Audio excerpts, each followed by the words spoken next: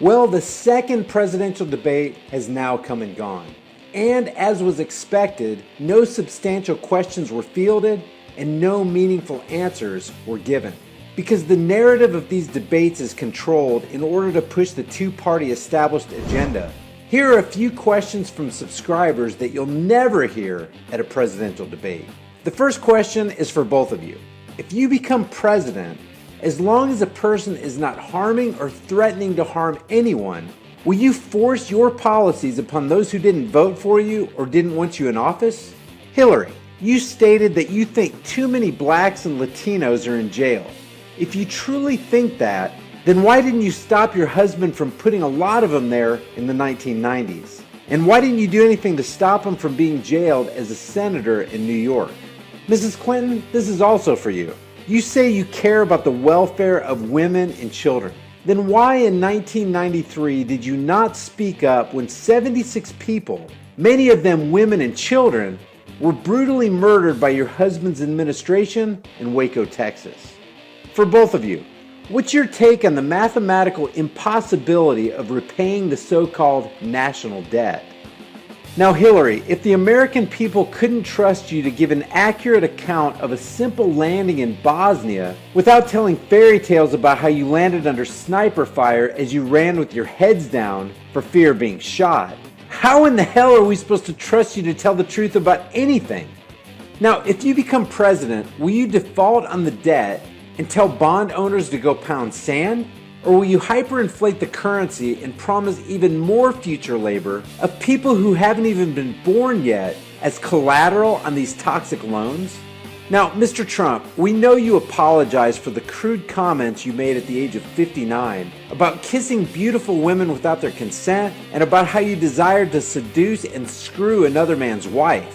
What exactly was it that caused you to change? And how can we be sure that you're any different from Wild Bill over here, who got his kicks by chasing interns in the White House? If police and government are under no legal obligation to protect anyone, then why are individuals not allowed to assume their own risk when engaging in nonviolent behaviors such as riding a bike with headphones or driving without a seatbelt? And why are they constantly told that the law is for their own protection?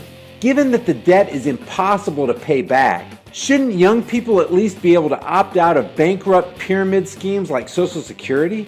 Will you tell the truth about the coming national default? Will you ease up on environmental regulation which drives up demand for foreign oil and war? Will you tell the truth about the American military being used to prop up the petrodollar? Will you continue to throw people in cages over the income tax, given that the funds collected through it aren't even making a dent in the national debt? Will you continue to throw people in cages for possessing certain types of produce? Will you continue to murder women and children by drone strike in an attempt to punish countries who threaten to trade oil for currencies other than the dollar? Will Bill and Hillary Clinton's felonies and war crimes continue to be swept under the rug? The Federal Reserve has devalued our currency by over 98%, and the IRS is a terrorist organization that plunders the wealth of the working class. What will you do to dissolve both criminal organizations, and how long will it take you? Will you ban cash and force people to use digital currency? And wouldn't this be entirely like banning gold and forcing people to use paper currency? Will anyone ever be held accountable for the military failures of 9/11 or Benghazi?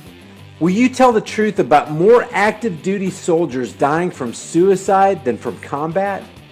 Will you continue to diminish the safety of others by depriving them of access to weapons with which to defend their own lives and the lives of their families? Will you admit to millions upon millions of government dependents that you can't take care of them anymore? Will you do the kind thing by telling them the truth that they'll need to learn how to take care of themselves from now on? Will you acknowledge that government destroys every industry it regulates, including the auto and healthcare industries? Aren't permits and licenses the government's way of taking away certain freedoms and then selling it back to us? Guys, if you have any more pertinent questions that you think they should ask at a presidential debate but never will, leave them in the comment section below. Guys, thank you so much for watching my video. If you enjoyed it, give it a thumbs up and share it on Facebook, Twitter, and Instagram. If you want to see more videos like this, click that big red subscribe button down there, and as soon as I upload a video, you'll be one of the first to see it. If you want to support this channel, pick up one of these hard-hitting, conversation-starting shirts. You'll find the link in the description below, along with a plethora of other hard-hitting, high-impact designs. Remember, guys, the price of freedom is eternal vigilance, and indifference to this notion is the means by which the people will secure their own oppression. Let's stop securing our own oppression, and let's start today. I'll see you guys in the next video.